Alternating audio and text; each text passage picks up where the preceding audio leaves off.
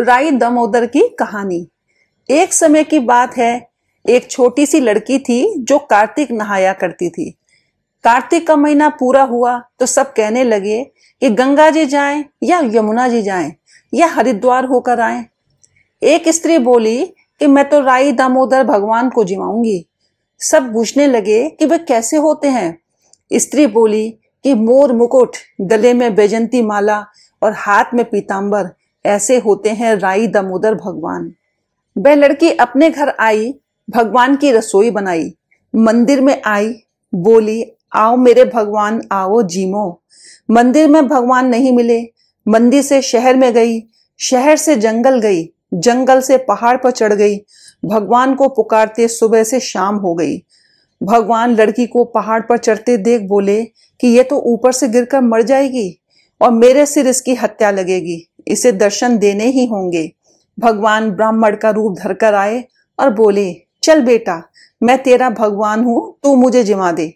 लड़की बोली नहीं नहीं, तुम मेरे भगवान नहीं हो। ब्राह्मण बोला कि तेरे भगवान कैसे हैं? उसने कहा मेरे भगवान तो मोर मुकुट वाले, गले में बैजंती माला पहने हुए और हाथ में पीतांबर लिए हुए हैं। ब्राह्मण बोला अच्छा, ऐसे हैं तेरे भगवान? हाँ, ऐसे हैं मेरे भगवान। अब भगवान ने लड़की के सामने अपना चतुर्भुजी रूप दिखाया। अब लड़की खुश हो गई। अब बोली कि हाँ, तुम ही तो हो मेरे भगवान। अब आगे आगे वह छोटी लड़की भाग रही थी और पीछे भगवान आ रहे थे। भागते भागते संग की सहेलियों से बोली कि मेरे घर मेरे भगवान आए हैं। उनमें से किसी एक ने कहा कि देखो तो इसके भगवान कैसे हैं, जिनके भाग्य में भगवान के दर्शन लिखे थे उन्हें तो हो गए। हे राई दामोदर भगवान, जैसे आपने लड़की को दर्शन दिए वैसे ही सभी को देना और हमको भी देने की कृपा करना। राई दामोदर की दूसरी कथा। एक माँ बेटी थी, बेटी का नाम राई था। वे बहुत सुंदर व सुशील थी। भगवान कृष्ण की पक्की भक्त थी। एक बार भगवान कृष्ण उसकी परीक्षा लेने हेतु बांसुरी बेचने वाले बनकर आए और आवाज देने लगे। आवाज सुनकर राई अपनी माँ से बोली मुझे भी बांसुरी चाहिए। माँ बोली मैं पैसे कहाँ से लाऊं? बाजरी है वो ले जा।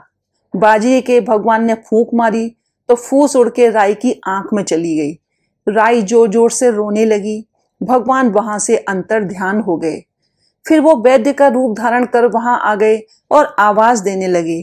राई की माँ बाहर आई और बोली वैद्य जी, मेरी बेटी की आंख में फूस गिर गया है, उसे निकाल दो। भगवान बोले अगर मैं फूस निकालूं तो उसका विवाह मेरे साथ करवा देना। राई की माँ तैयार हो गई, सगाई कर दी। कार्तिक शुक्ला 11 के दिन विवाह निश्चित किया। माँ सोचने लगी बेटी को क्या दूंगी। सुनार की दुकान पर जाकर बोली मेरी राई के लिए लौंग व बिछुआ गढ़ दो। सुनार बोला मुझ पर समय नहीं है, मैं तो भगवान कृष्ण के गहने गढ़ रहा हूँ। हलवाई व बनिया वो जहां भी गई उसको यही जवाब मिला। माँ तो घर आ गई, अब क्या करे। वो घर आई तो देखा झोपड़ी तो महल में बदल गई है। आनंद हो गया है, ठाठ से विवाह की तैयारियां होने लगी हैं और भगवान बारात लेकर आए हैं। माँ ने खूब ठाठ से राई का विवाह भगवान कृष्ण के साथ कर दिया। भगवान राई को लेके द्वारका गए तो राई के महल में ही रहने लगे और दूसरी रानियां चिढ़ने लगी। सावन में राई पीहर आई। भगवान ने सोचा राई के तीज भेज दूं तो 7 जरी के कपड़े व 5 सोने के गुट्टे रखे। 2 हंसों को बुलाया, वो बोले सीधे राई के पीहर जाना, कहीं रुकना मत। राधा रुक्मण को पता चला तो उन्होंने हंसों को अपने महल में बुला के कहा थोड़े मोती चुग लो। हंस आ गए मोती चुगने। राधा रुक्मण ने सारा सामान निकाल उसमें फटे पुराने कपड़े और 5 कांटे बांध दिए। पोटली हंसों को दे दी। हंस सामान लेके राई के पास गए। राई तो खुशी से नाचने लगी, लेकिन जैसे ही पोटली खोली 5 उंगलियों में 5 कांटे चुभ गए। राई दुखी हुई। सावन खत्म हुआ तो भगवान लेने आए। राई भगवान से तो बोली ही नहीं। भगवान आए तो राई दूर दूर जाए। भगवान ने सोचा कोई बात नहीं। राई फिर भी नहीं बोली। इतने पर भी राई भगवान को अपने महल में ही जिमाती और भोजन में दही जरूर देती थी। एक दिन भगवान बिल्लो गाना के दही खा गए। अब राई दही कहाँ से रखे। भगवान गुजरी बनकर दही बेचने आ गए। राई नीचे जाकर बोली, थोड़ा दही दे दो। गुजरी रूपी भगवान बोले, राई तुम उदास क्यों हो? हमने सुना है आप भगवान से नाराज हो। राई बोली, तुझे क्या मतलब, तू जा। तो गुजरी रूपी भगवान बोले, हम सहेली जैसी हैं, तू मन की बात तो कहो, मैं किसी को नहीं कहूंगी। राई ने सारी बात कही। सुनते ही भगवान को बहुत अचंभा हुआ और वे असली रूप में आ गए और बोले, ये कैसे हुआ? मैंने तो जरी के कपड़े व सोने के पचेटे भेजे थे।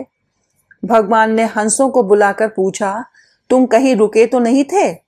हंस बोले, राधा रुक्मण के महल में रुके और कहीं नहीं रुके। भगवान ने राधा रुक्मण को बुलाया और पूछा, आपने ऐसा क्यों किया? वो बोली, आप हमारे महल में नहीं आते तो इसलिए हमने ऐसा किया। भगवान बोले, आप हमको प्रेम से बुलाते तो हम जरूर आते। और फिर भगवान बोले, कार्तिक का महीना राई को दूंगा, 5 दिन पचतीत्या राधा रुक्मण को व 11 सत्यभामा को दूंगा। भगवान ने सबको मान दिया। हे भगवान, राधा रुक्मण राई को मान दिया, वैसा सबको देना।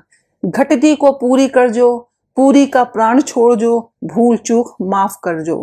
बोलो राई दामोदर जी की जय हो।